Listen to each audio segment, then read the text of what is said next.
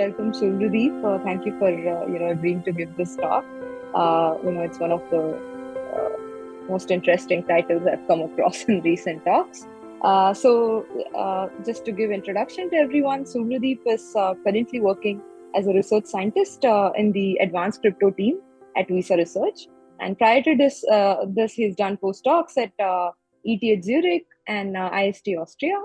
And even before that, he did his PhD from IIT Madras. So his broad interest, like he works on cryptography and security, and particularly, his interest covers theory and applications of public key crypto.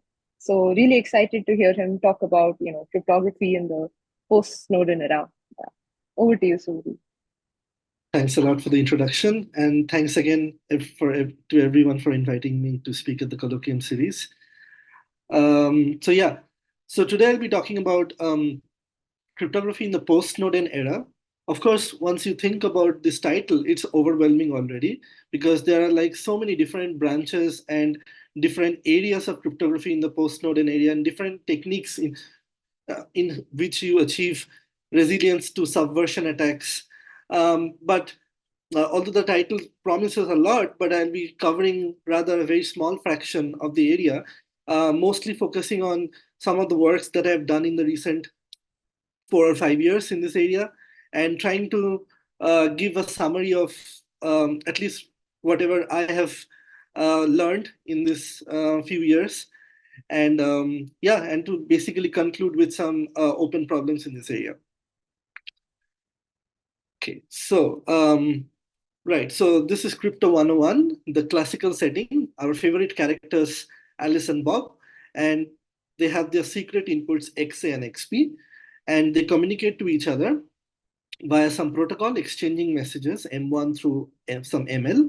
And at the end of the interaction, the protocol guarantees that Alice and Bob ends up with outputs YA and YB. So you can think of your favorite protocol like a key exchange protocol in which, say, at the end, Alice and Bob agree on some shared key. Okay. And we say that there is this protocol is secure according to some definition of security if there is an adversary who is sitting in the middle observing the transcript and possibly also launching an insider attack by corrupting one of the two parties. And in this particular case, it corrupts Bob and observes the transcript and tries to cause harm to Alice, right? And we say that the protocol is secure if the adversary is not able to do any harm to Alice for some definition of harm and some definition of security. But crypto in the real world is more complicated than this. It is not actually Alice who is talking to Bob, but it's Alice's trusted computer that is speaking on behalf of Alice because Alice cannot compute bilinear maps on her head, right? So the question that I want to start off with today is that should Alice trust her computer? This is a very fundamental question in cryptography. Well, this computer as it is represented will appears very nice and innocent, but one can never be too careful. In particular, let's say that the machine of Alice is somehow tampered.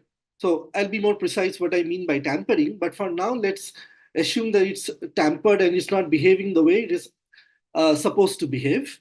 And so instead of sending our first message, it sends out the password of Alice.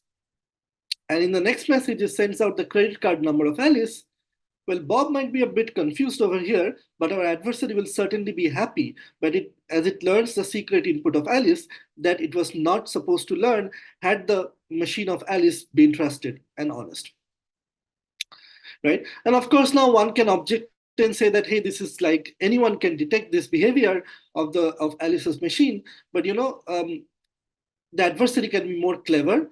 In particular, it can use its own key to encrypt information so that we don't know what's hidden inside the message. Or even worse, it can use steganography to kind of hide the fact that there is something there is some content that is even hidden inside these messages. So basically, the adversary can use cryptography to beat cryptography in some sense. And while it might seem to be a theoretical prospect or concern, well, there has been this kind of events that are manifested in the form of bugs in cryptographic softwares. I'm flashing a few of them. You already know many of them probably, like Poodle, Heartbleed, Apple's Go to Failure, Debian, logjam attacks, and so on and so forth. And while it might seem that these attacks originated from implementation faults, well, the news is that there has also been widespread deliberate corruption of hardware and software, as the Snowden revelation from 2013. After the Snowden revelation, we got to know that powerful state actors and intelligence agencies have been deliberately tampering the commodity hardwares of end users to target their security, and they have been very successful in doing that. And even after that, there were incidents like the Chinese chip hack attacks that came to light in 2018, where in which the hardware was being infiltrated to basically compromise the supply chain of the US, and many major companies, including Amazon and Apple, were impacted by this. And this is rather a terrifying prospect, especially if it is done deliberately. So this brings us to this whole area of cryptography called Post-Snowden cryptography, which asks this following seemingly absurd question. Can we achieve meaningful security for cryptographic primitives in the presence of compromised machines? Well, at first, if we think about it, the answer should definitely be no, right? Because without any assumptions, the tampered machine can just leak out my secret plan or my secret message, right? As I was discussing just before. And in fact, there has been a statement at ISTA on mass surveillance, which calls for expediting research and deployment of techniques to protect personal privacy against such state actors and intelligence agencies. So basically, this has been this is an area of profound importance, and we must focus doing our research in this area. And of course, we are not the first to ask this question. This area of work started in the 80s and 90s with subliminal channels, divertible protocols, and then cryptography and cryptovirology. And then this line of work kind of died out and lost steam until the Snowden revelation in 2013, in which case this area of work was kind of resurrected by the work of Bellare, Patterson, and Rogoway in the name of algorithm substitution attacks. Yeah. So in particular, this work of Bellare, Patterson, and Rogoway, they showed basically that they consider symmetric key encryption, and they showed that if you use any, even a single bit of randomness, non-trivially to encrypt, you can do steganography. And to counter it, they suggested the use of deterministic encryption, symmetric key encryption. So this is rather this is rather sad news, because if you cannot even do semantically secure public key encryption or symmetric key encryption, there is a lot that you cannot do, right? And in fact, there has been some works on backdoor PRGs and some follow-up works on that as well. So what is basically an algorithm substitution attack? So an algorithm substitution attack is that, let's consider our favorite cryptographic primitive, let's say public key encryption. We have keygen, encrypt and decrypt. The adversary can replace these algorithms with tampered implementations of these algorithms, such that the output is indistinguishable to the output of the original algorithms, but it can still leak information covertly. Yeah. So this is sometimes referred to as honest but flaky implementation. And as I already mentioned, that BPR in their paper from 2014, they used deterministic symmetric key encryption to prevent this kind of honest but flaky attacks. And yeah, and so any non-trivial use of randomness basically allows algorithm substitution attack. And this basically says that semantically secure PK is impossible in the presence of ASA. And then there has been a follow-up work by Atenis, Magri, and Venturi, who also studied ASA for digital signatures, and the result was equally bad. as for encryption, in particular, they say the result says that even if the signature algorithm uses a single bit of randomness, the signature can be used as a mode to exfiltrate information. And in particular, they considered unique signatures or deterministic signatures to counter this fact. Okay, so this brings us to the second part of my talk on cryptographic reverse firewalls. This is where we introduce more assumptions to beat the impossibility results that I've discussed so far. So any questions or comments till this far?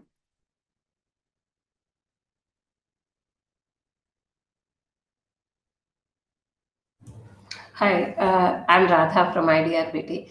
I just wanted some clarification. You wanted randomness should be less or more? I couldn't get you. In the previous slide, you were saying even single bit of randomness will, I mean, will it be a problem or it's a comfort?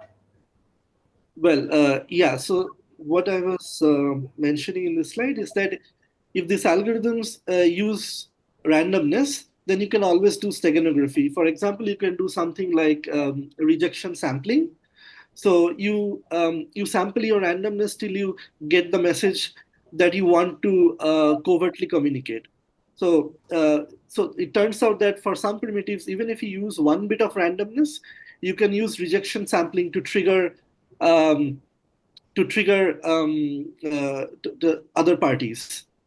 So yeah, to summarize, even if you use single bit of randomness, there are many primitives where you cannot get any sort of security.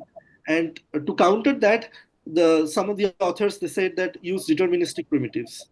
But of course, this kind of limits the scope of these primitives and the applications in which they are used. But then it looks to me like some sort of contradictory kind of assumption in the sense that so far I thought that the more randomness, the more security, and if it is more deterministic, then how you will achieve more security? Well, again, it depends on the application, right? So Okay. there are primitives where you can, for example, live with deterministic primitives like deterministic public key encryption, but there you would need to have some more requirements, like the messages should come from some high entropy distributions and so on. But what I'm saying here is that if you need randomness to achieve like even in CPA security, right? So all I'm saying here is that in CPA security is also not possible, like with respect to algorithm substitution attacks, if you do not without any assumptions. Okay, this is in particular with the case of this substitution attacks. Okay, thank you. Please go ahead.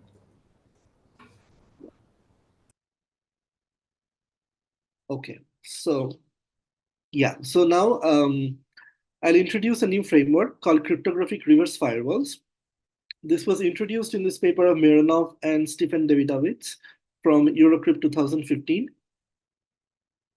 So what is a reverse firewall? I mean, we all know firewall. Just think of the reverse firewall as doing something that is contradictory to the firewall. Well, so the firewall basically protects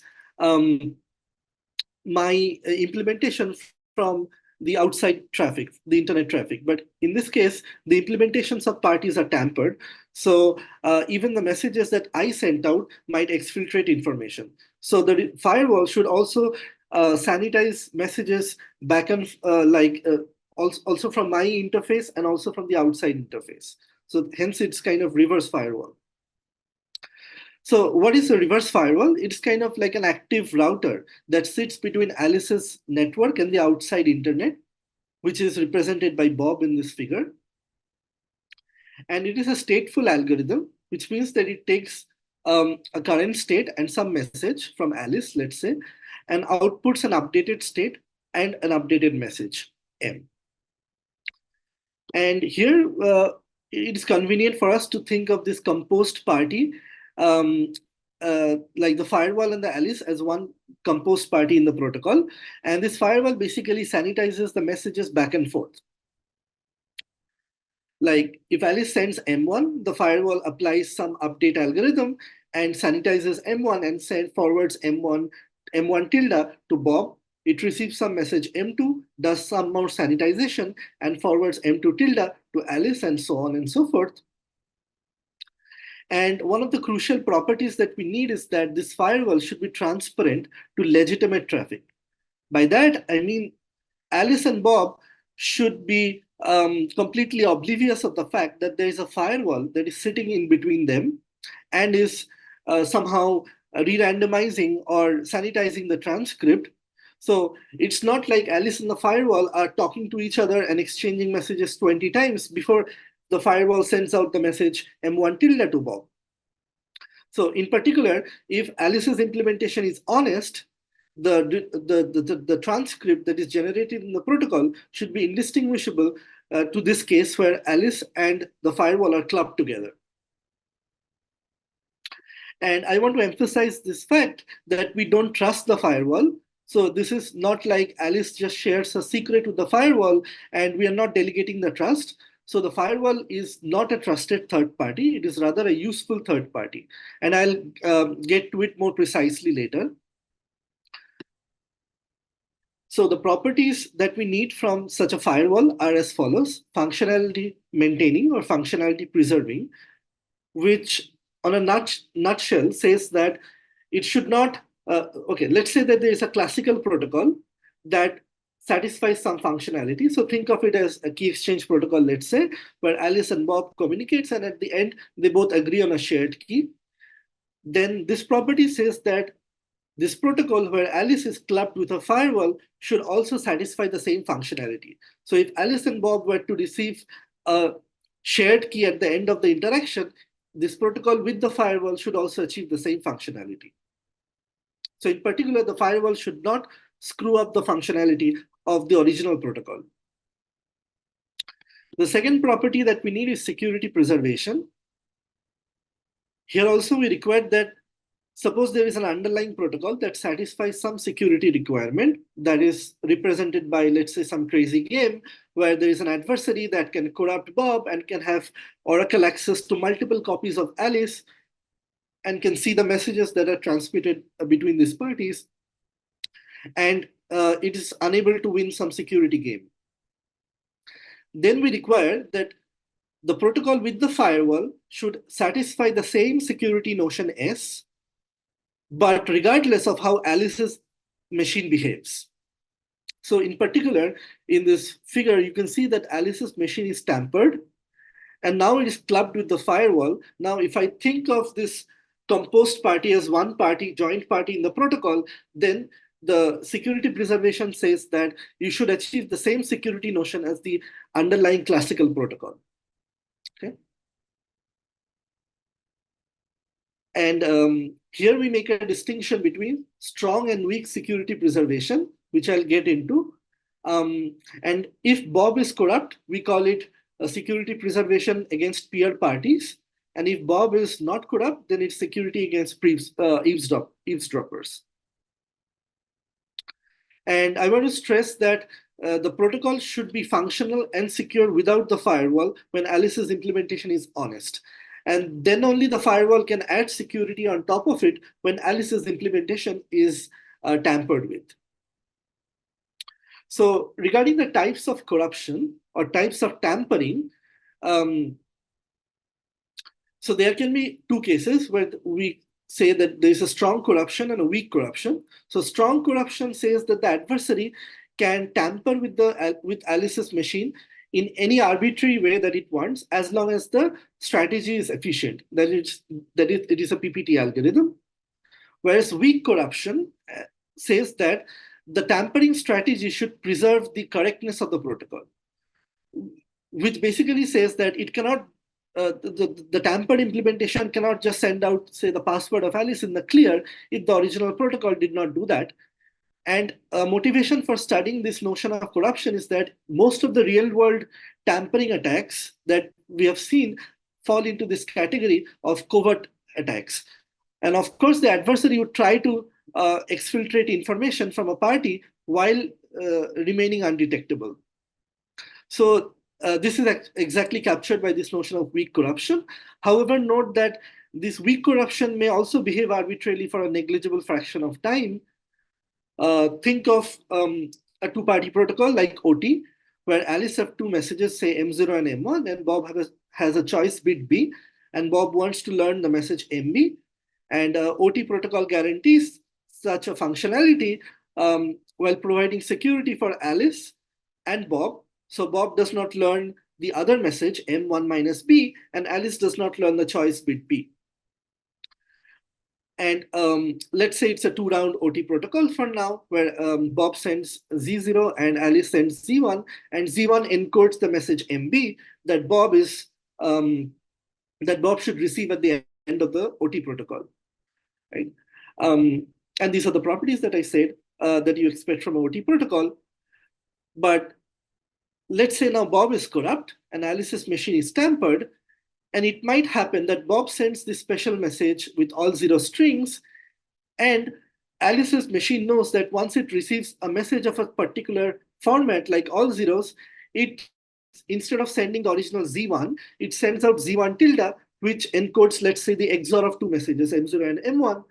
And Bob learns the XOR by decoding Z1 tilde, which it is not supposed to learn from OT protocol. But note that such a message will only appear in an honest execution of the OT protocol with a negligible probability, right? So this is what I mean by the parties might behave arbitrarily a negligible fraction of time, even in this weak corruption model. Okay, and third, the last property that we need from a firewall, and presumably the most important, is that the protocol with the firewall should not allow exfiltration. So in particular, the corrupted implementation of Alice cannot leak any information to an attacker via the firewall. So this is modeled by this game. So consider that the figure at the top, where Alice's implementation is tampered and it is clubbed with the firewall. And now this joint party talks to Bob, who might be corrupt who might be corrupt. And consider the figure below, where Alice's implementation is honest, but it is clubbed with the firewall. So exfiltration resistance says that the transcript in both these games should be indistinguishable. So in particular, I can replace the tampered implementation of Alice with an honest implementation as long as there is a firewall that is sitting between Alice's computer and the outside internet. So this is, and again, one can talk about strong versus weak exfiltration resistance, depending on whether the corruption was strong or weak. And again, if Bob is not corrupt, we call it security against eavesdropper. If Bob is corrupt, we call this game exfiltration resistance of Alice with respect to Bob. And finally, another property that is crucial is transparency, which basically says that the protocol with the firewall should look indistinguishable to the protocol transcript when the party is honest.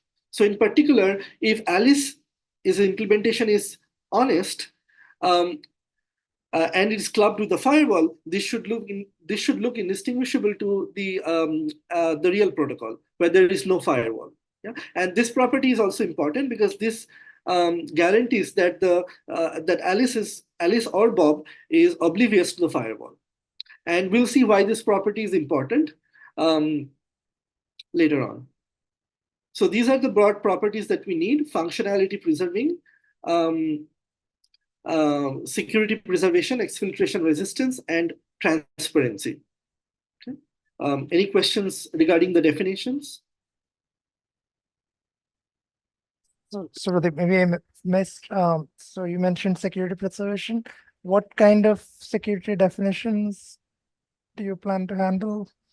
Yeah, so it is basically oblivious of the security definition. It depends on whatever underlying, whatever the security property is being achieved by the underlying protocol. So it can be any indistinguishability-based security notion or simulation-based security. It might involve two parties, more than two parties. But as long as there is a secure and functional protocol, where the party. In your formal definition of security preservation, what is security? Like, what is a property that's called security? So, so it can be like, for example, in CPA security. right? Or No, I like meant to ask, like, how do you formally define, like, your definition? How do you formally define that, or is it going to come up, or you plan to? so I didn't plan to like include it formally, but the idea is that suppose there is a protocol that already satisfies some notion of security, right? And it can be we can concretely think of say the key exchange protocol, right? Where there is Alice and Bob, and say the simplest security notion is that an eavesdropper cannot distinguish the key from a random key. Yeah, and this is the security notion for the key exchange protocol. And now we say that even if one of the party's implementation is tampered and this is clubbed with the firewall, it should from the transcript of the protocol, it should satisfy the same security notion. So indistinguishability of the established keys from random with respect to the eavesdropper. Yeah, I get that, but it seems like, something you'll have to define differently when it's a simulation-based definition, or do you have like one generic way of defining security preservation? Right. So for this talk, I'll only consider simulation-based definition. Yeah, maybe I can go to it when I actually define the security of MPC in this model. Okay. Yeah. Okay. So, but before going there, let me comment a bit about the relationship between the definitions. So, it seems exfiltration resistance and security preservation are closely tied to each other, right? So, security preservation says that the protocol where the honest parties are replaced by their tampered implementation, and if this is clubbed with a firewall, should continue to satisfy the same security notion as the underlying classical protocol where the parties were honest. And exfiltration says that the corrupted implementations cannot leak any information via the firewall. And so the question that we ask is that, does security preservation imply exfiltration resistance? Well, and it turns out that for some notions of privacy, like semantic security, indeed you can show that they are equivalent. So showing like ER is equivalent to showing SP and so on. But in general, they are separated from each other. And one example is like consider a commitment scheme. So the binding, so for example, the party commits to some message that will act as a trigger. And now the binding property of the commitment scheme says that the firewall cannot change the internal message, right? So basically, if the firewall changes the message that is inside the commitment scheme, it breaks the functionality of the commitment. So in some cases, security preservation might not lead to exfiltration resistance. So we asked the question, does exfiltration resistance imply security preservation? Well, in their original paper, Mironov and Stephen Davidovitz, they commented that, well, it might not be the case. In particular, the definition is simulation-based, so the adversary has access to additional oracles or is computationally unbounded. And like in one of our work, we show that this is actually not true. And for simulation-based definition, exfiltration resistance does imply security preservation, and which says that ER or exfiltration resistance is the right notion of security for simulation-based protocols. For indistinguishability-based protocols, it's still not clear whether ER implies SP. Okay, so let's to understand the definitions, let's take the case of semantically secure public key encryption. Yeah? So I already said that without any assumption, it is impossible to achieve semantically secure PKE in the face of algorithm substitution attack, right? But let's see how to do semantically secure PKE in this setting, and it's rather straightforward.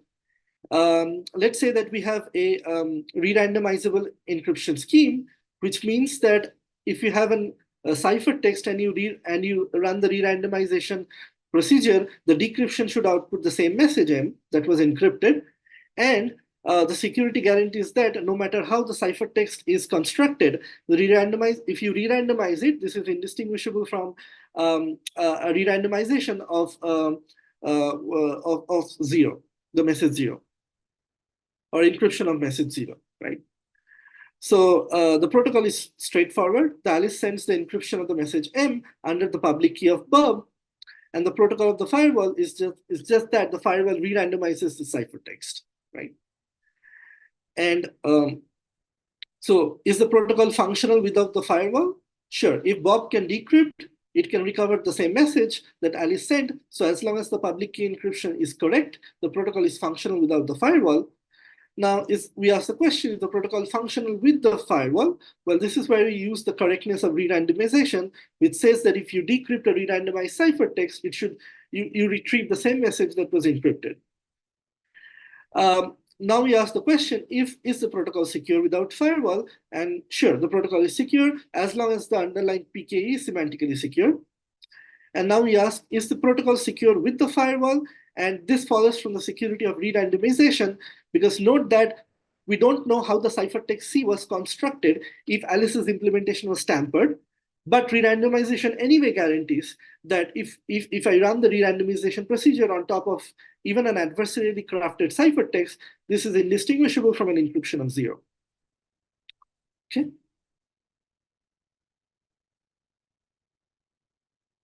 Okay. And also, one might ask, well, the firewall is not a trusted third party, but what if the firewall is corrupt? Right. So in particular, let's consider the case where Alice is honest, but the firewall is corrupt.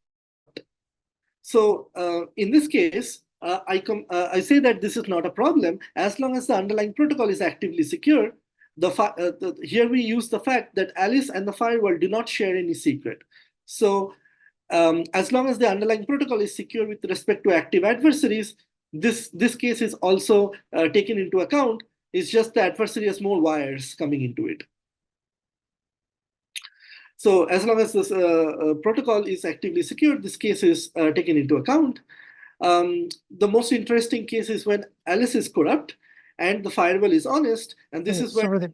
Could I ask one question? So before that, for the corrupt firewall, there is an issue of authentication, right? You're kind of assuming there is an authenticated channel that the firewall... So firewall is allowed to change the message, but the message should still appear as coming from Alice to Bob, so it has to be authenticated after the change is done. So you need an authenticated channel that's not, so you don't want the firewall to be able to sign messages, right? Because when the firewall is corrupt, it can send. Right. Yes, indeed, it's true that we will need an authenticated channel. Yeah. Okay. Right. And let's consider the case where Alice is corrupt and the firewall is honest. And this is the case where we like the firewall, because note that in this case, in the real protocol, you could not have achieved any security, but this is where the firewall brings in more security.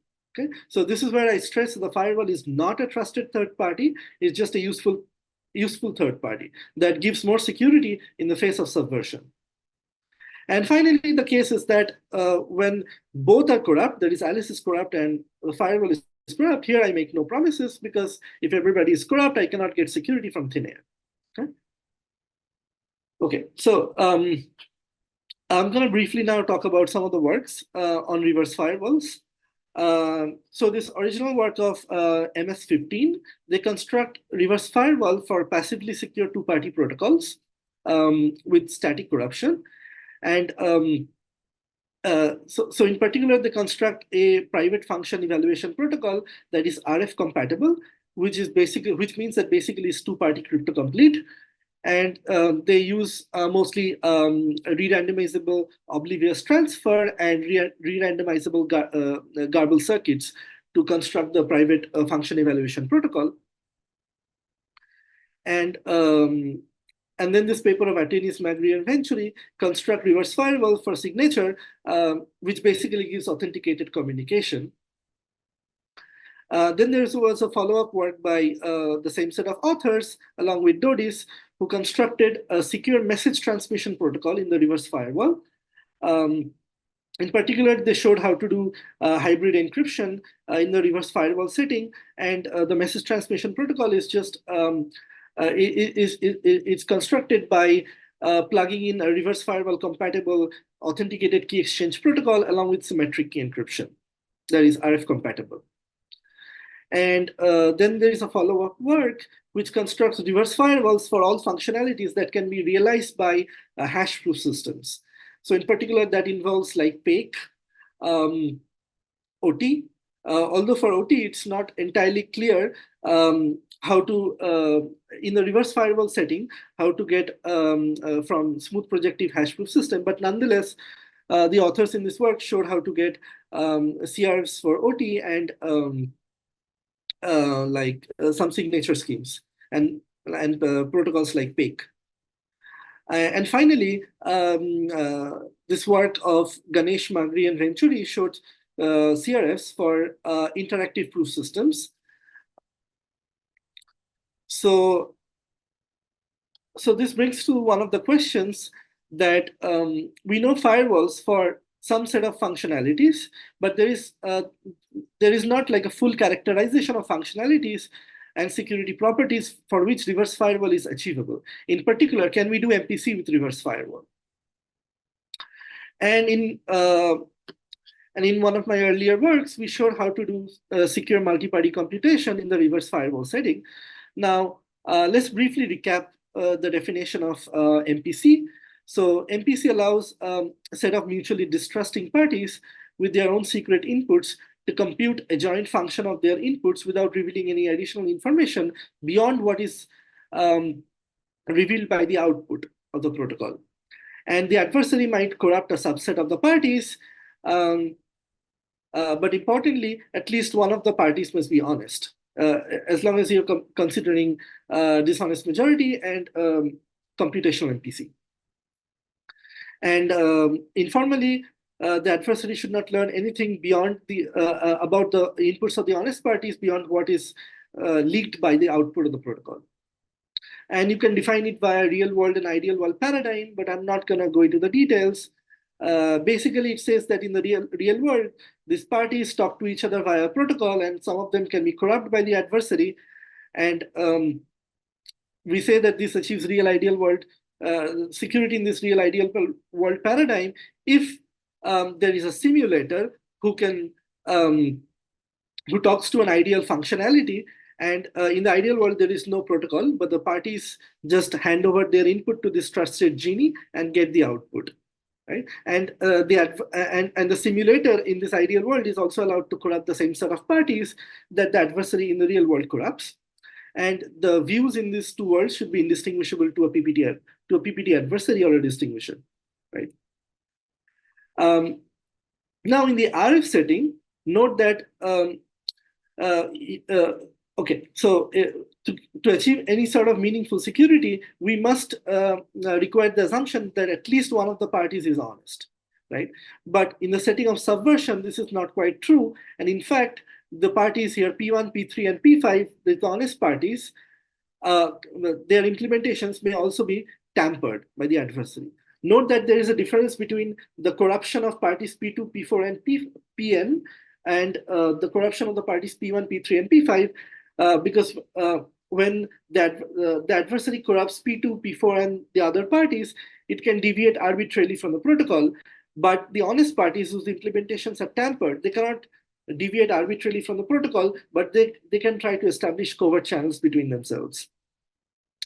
And the honest parties are clubbed with the firewall, right? Like the parties whose implementations are tampered are now clubbed with the firewall. And now consider this party P hat as this parties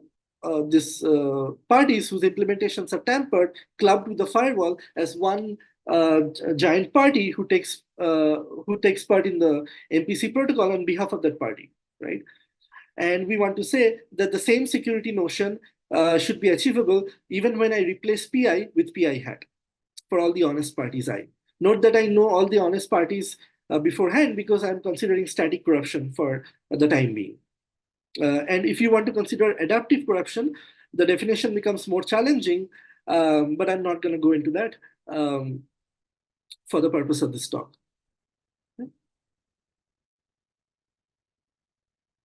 Okay. Right. And so this is security preservation of the MPC when the honest parties implementations are tampered. And now exfiltration resistance, you can also talk about, but exfiltration resistance is a per party property. So for example, exfiltration resistance, you can define for party P3 against all other parties. And this can be defined in a similar way as I've shown before, that P3 is a tampered implementation when clubbed with the firewall. And when this party talks to all other parties, you consider the transcript of the messages that are generated. And now we consider another world where P3's implementation is honest and is clubbed with the firewall, and it talks to all other parties. And the transcript that it generates should be indistinguishable to this case when P3's implementation is tampered. Okay, so we call this exfiltration resistance for P3 against all other parties. And similarly, you can define exfiltration resistance for P1 and P5 and so on. Okay, so I think since I'm kind of a bit pressed for time, I will not go into the details of showing that exfiltration resistance implies security preservation. But roughly the idea is that, well, for the tampered parties who are clubbed with the firewall, I can replace them with the honest implementations clubbed with the firewall. This I can, this I'm leveraging the exfiltration the exfiltration resilience property for the honest parties. And then finally, I can replace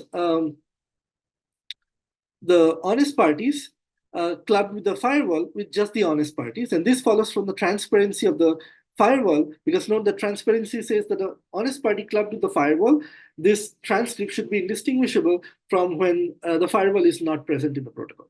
Okay. And finally, we can invoke the underlying security property of the MPC protocol, or to show that to argue security of the base case. So this result is kind of handy, which shows that one only needs to prove exfiltration resistance as long as you are considering simulation-based definition, and security preservation should follow readily from this implication.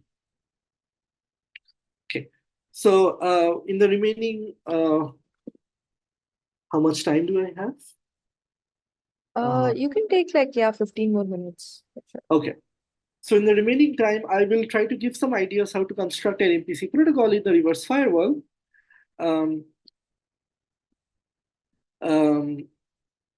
Yeah. So the idea would be to, so the idea would be to kind of make the GMW compiler a reverse firewall compatible. So, so let's recall what is the GMW compiler. Let's consider that you have any semi-honest MPC protocol represented by the green pi, and you want to compile it into a new actively secure protocol, pi prime. The blueprint is as follows. So the parties run some commitment protocol to commit to their inputs, and then they run some coin tossing protocol to fix their random tapes. And finally, after the first two phases, the inputs and the random tapes of the parties are fixed. So the rest of the protocol is a deterministic function of the party's input and the random tape. And note that after the coin tossing protocol, all other parties hold a commitment to the random tape of each party. So, so I can then run the underlying semi-honest MPC protocol and prove the correctness of each computational step using an appropriate zero-knowledge protocol. Okay. And well, this is a classical result, which shows that this compiled protocol is actively secure. So I'm not going to go into the details of the proof. But basically, since everything is committed to and is secure against active adversaries, the final protocol is also secure against active adversaries. And I'll mostly focus on the coin tossing protocol in this talk because it will give you most of the ideas behind the construction of the entire MPC protocol. So, but before that, let's do a brief recap on non-interactive zero-knowledge proofs. So this is a two-party protocol between a prover and a verifier, and the prover has a statement X from some language and the corresponding witness, and it wants to convince the verifier that the statement is in the language using only a single message or a proof. And note that NIZK proofs are not possible in the plain model, so we also need a trusted setup. And both the parties take as input the CRS that is generated by the trusted algorithm. And completeness says that if the honest prover always manages to convince the verifier with all but negligible probability, soundness says that you cannot trick the verifier into accepting a false statement. And finally, we need a strong property called simulation sound extractability, which says that even if the adversary sees many proofs, well, actually simulated proofs, it cannot come up with a new proof for which it does not know a witness. So to summarize, if the adversary can convince the verifier, it must know also a witness for the underlying statement. And in particular, this implies non-malleability. So yeah, and we'll need simulation sound extractability in our protocol. Okay, so also for the sake of simplicity, let's consider two-party. This protocol will readily generalize to the NPC setting. So what is the functionality? So the functionality, this is an inputless functionality, and the output is that one of the parties gets a uniformly random string of, say, some length m, where m is some polynomial in the security parameter, and the other party gets a commitment to the same string. So this is not exactly coin tossing, this is augmented coin tossing, because in coin tossing, both parties receive the same random coin. So we have P1 and P2, and the protocol is the classic commit and proof protocol, where P1 commits to some string S1, and then proves that that the commitment is computed correctly. So the statement is C1, and the witness is S1 R1, and it sends this commitment and proof over to party P2. So party P2 samples some random string S2 and sends this S2 over to P1. And finally, the string is the random string is the XOR of the two strings.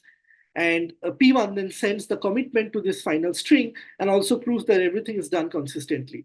That is, this commitment C is consistent with the string S1 and the commitment C1 that it sent in the first round. And it's also consistent with S2 that the other party sends. Okay.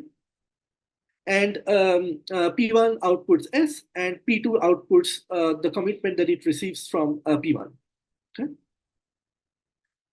Okay, so let's see what can go wrong if party P2 is corrupted. So in particular, party P2 might not choose the string S2 uniformly at random, and might choose the string depending on the commitment string, which depends on S1. Now, if P1 is corrupt, then okay, so in the classic setting, when P1 is corrupt, the security of this protocol follows from the binding property of the commitment scheme. And so in particular, the simulator the simulator can simulate this the transcript by extracting from the zero knowledge proof Pi1 S1, and this is where we need the simulation sound extractability property. And yeah, so to summarize, this protocol can be proven secure, this commit and proof protocol. Now let's consider the setting of subversion, where party P2 is corrupt and party P1's implementation is tampered. So what can go wrong? So party P1 might actually commit to some triggered string instead of a uniformly random string S1. Also, it might use a bad randomness until, let's say, the commitment is of some form. So it shows some message S1 and it uses rejection sampling to kind of to come up with a commitment that starts with, say, all 0 strings for the first 10 bits or so. Okay. And finally, the commitment and the proof might also leak some information about the string S, which the other party is not supposed to know, that is P2. Now, in the other case, when P1 is corrupt, and whereas P2's implementation is tampered, while the string S2 can directly act as a subliminal channel. Okay?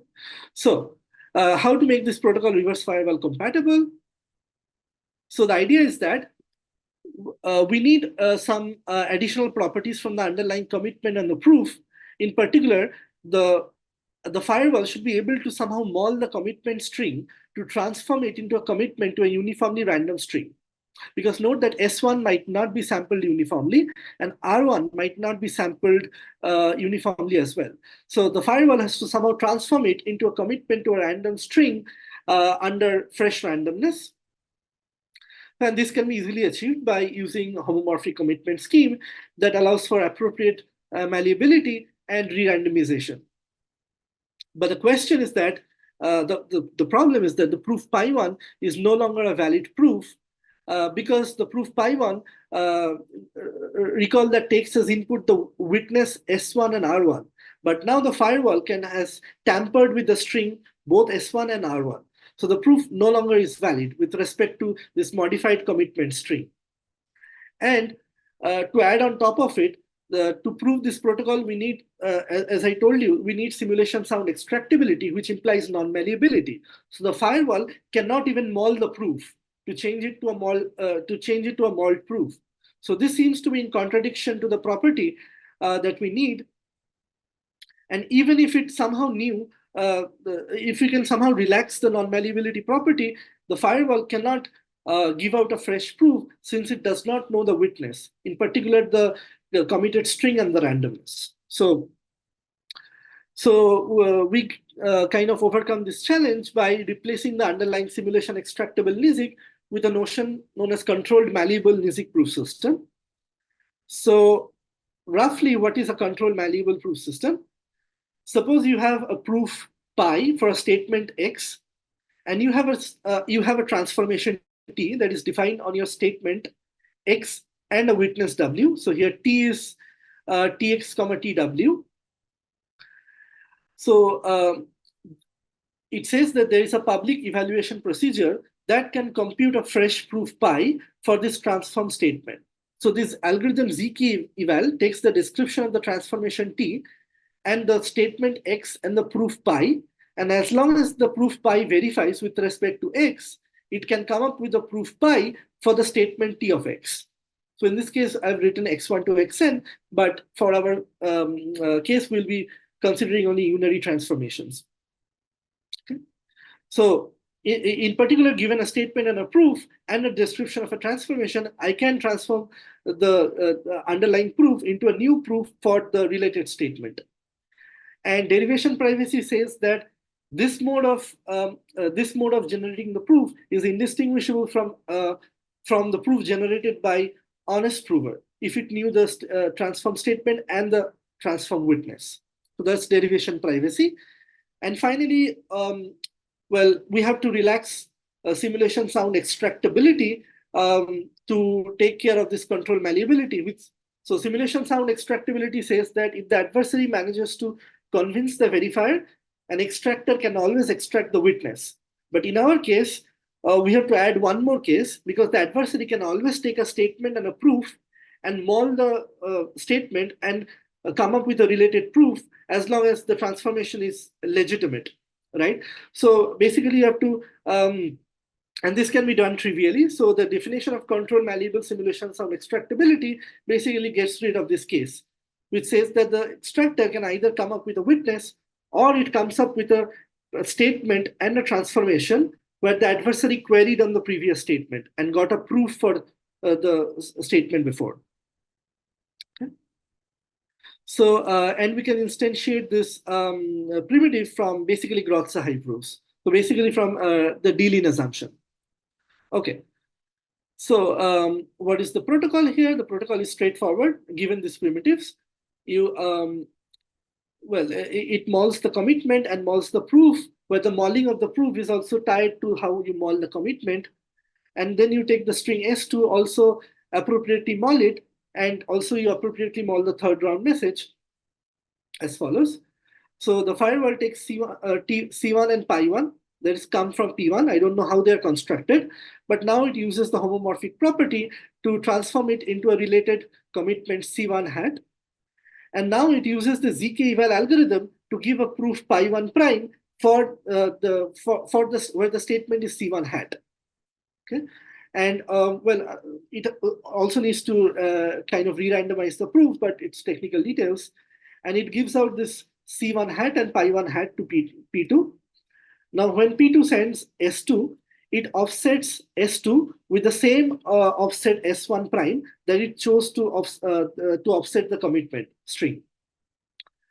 And it forwards S2 hat to P1, and then it receives C comma pi from P1 and appropriately mols it, the commitment, and also again appropriately mols the proof using the ZK eval algorithm.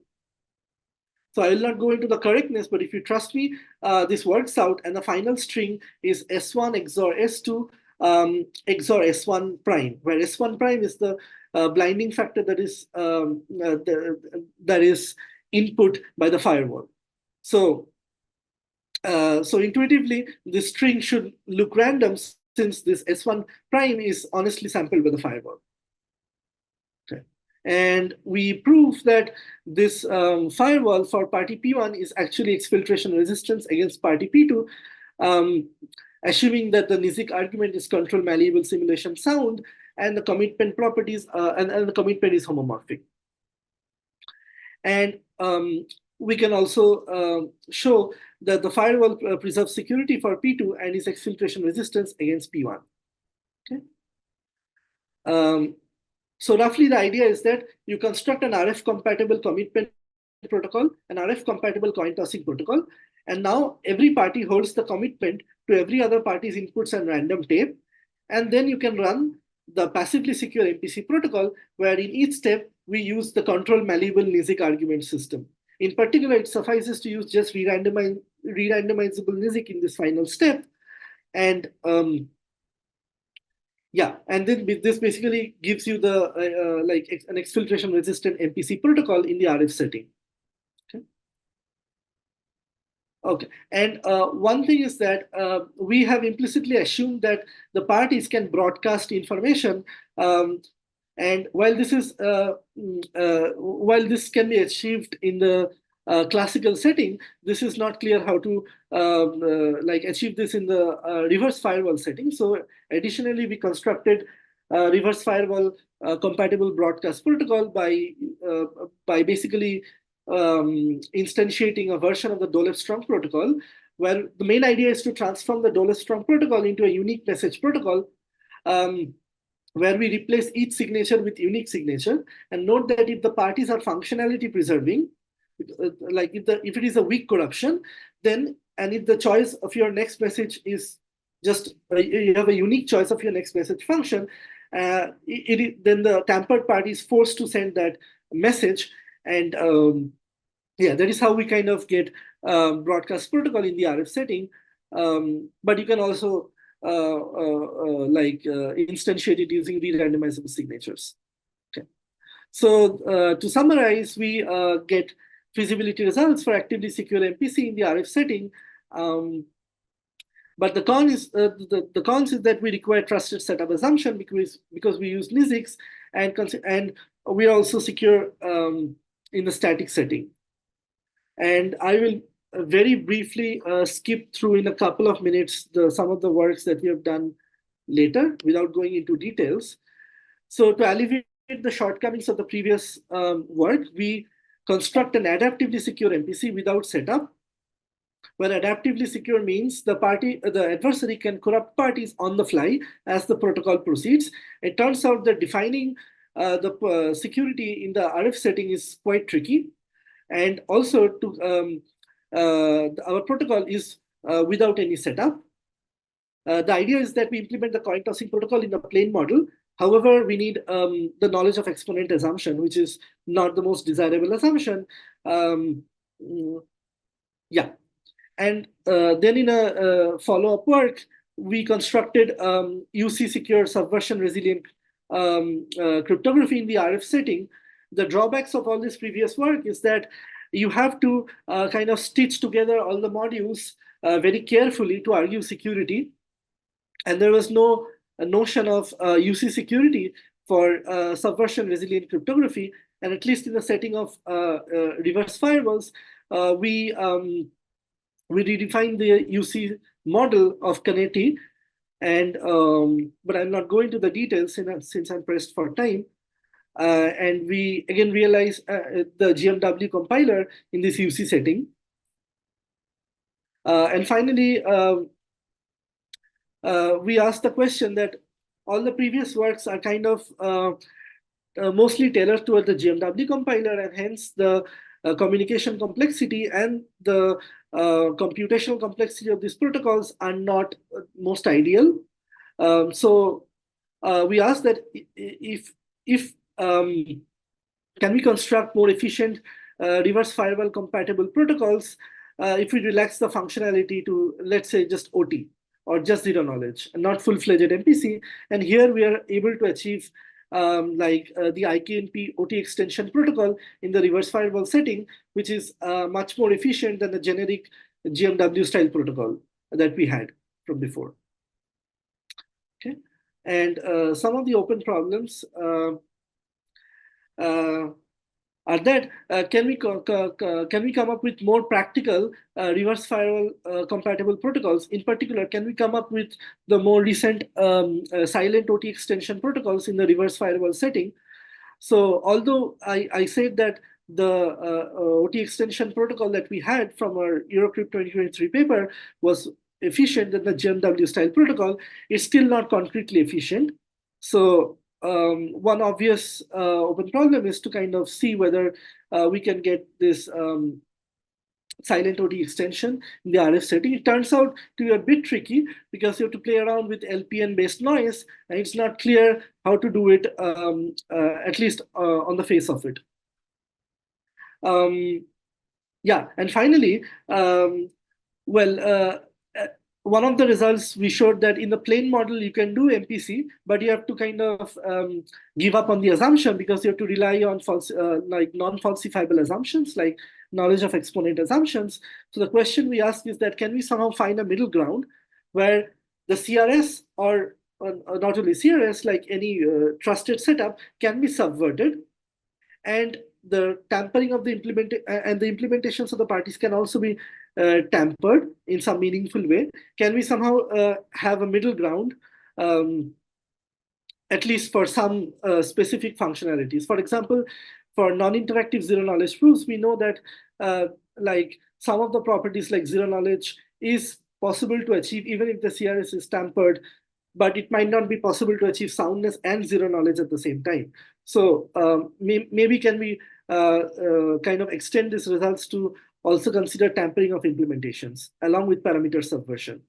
And finally, can we bring reverse firewall compatible protocols to practice? So currently there are some systems like True2F, it's a two-factor based authentication system that uses reverse firewalls for ECDSA signature generation. So if these protocols can be made more practical, maybe it can find some potential applications in like hardware wallets in cryptocurrency exchanges.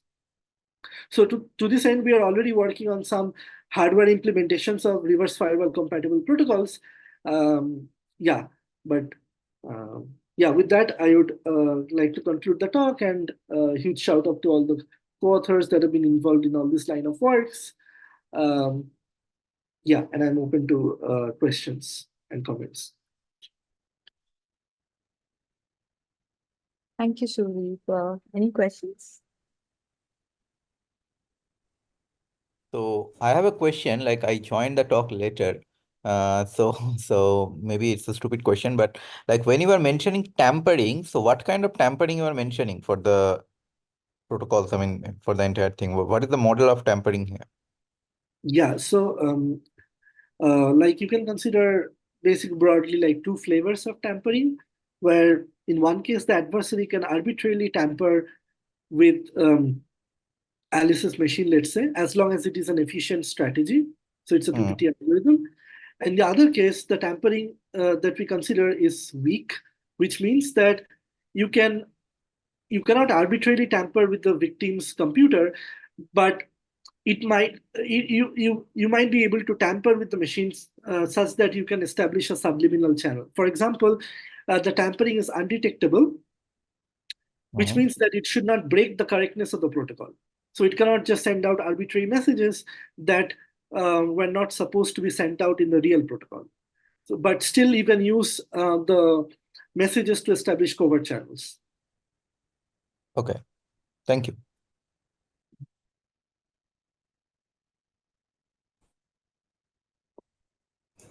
A nice talk. This reverse firewall concept is really good, but I just have one question. Suppose we have this firewall introduced at much later stage. Will it work, or is it that firewall we introduced in the beginning, it has to be made available continuously throughout? Yeah, so I mean, you can think of it as follows, right? So the firewall is like a piece of software that is being deployed by a third party, right? So so from the beginning of the protocol, it sits between your computer and the outside internet. Now, of course, if the party is corrupt, the firewall will corrupt in the sense like if the adversary maliciously corrupts the party, the firewall does not bring any security, but at least for the honest parties, as we have seen, that the firewall can buy you some security. But yeah, so the protocol needs to come deployed with the firewall. But again, note that the parties need not be aware of the fact that there is a firewall that is sitting on their network perimeter. So in particular, this means that you can deploy firewalls on the currently deployed protocols in practice. That's true, but what I'm asking is, for some reason, at the initial stages, firewall was not available. If I introduce firewall, will it be okay? Another case is firewall has been installed in the beginning, but later point of time we removed for some reason. Still things work as if there was no firewall, or as if there is a firewall. Well, in that case, it's not clear what is the notion of security we achieve, right? Because if it might happen that if there is no firewall to start with, then if the honest party's implementation is tampered, maybe it can already like exfiltrate information, right? And that information might be good enough to kind of break the security of the entire protocol, even if the firewall is introduced at a later stage. So, so the model is that the firewall should be there from the beginning of the protocol. Yes, this is what I wanted to get clarification. What I understood, actually, when you gave the properties, you said that you want to achieve as if there was no firewall. It should be seamless, whether there is a firewall or whether there is no firewall. The parties involved in the communication, they will not understand that whether firewall exists or doesn't exist. As far as parties are concerned, that is okay. But as far as the implementation agencies are concerned, I think the firewall, if it is introduced in the beginning, it has to be available forever. If it is not introduced in the beginning, it cannot be introduced at later point of time. This is what I understood. Am I right? Sure. Yeah. I mean, again, so the firewall is when you're talking about the firewall, you're talking about a particular execution of the protocol. So the firewall needs to be present from the like beginning of the protocol, from the Yeah. So firewall has to be available right from the beginning of the protocol. Thank you very much. Very nice talk. Thanks. Thanks, Suvradip. Any more questions? Yeah, it's not. I guess, yeah. Thank you again for the wonderful talk and for addressing all the questions. So, yeah, I guess maybe next time we'll have you in person when you're visiting India. Yeah. Yeah, sure. I would love to. Yeah. Okay. Perfect. Yeah. Thank you. Take care. Yeah. Thank bye. you. Thank you very much. Bye.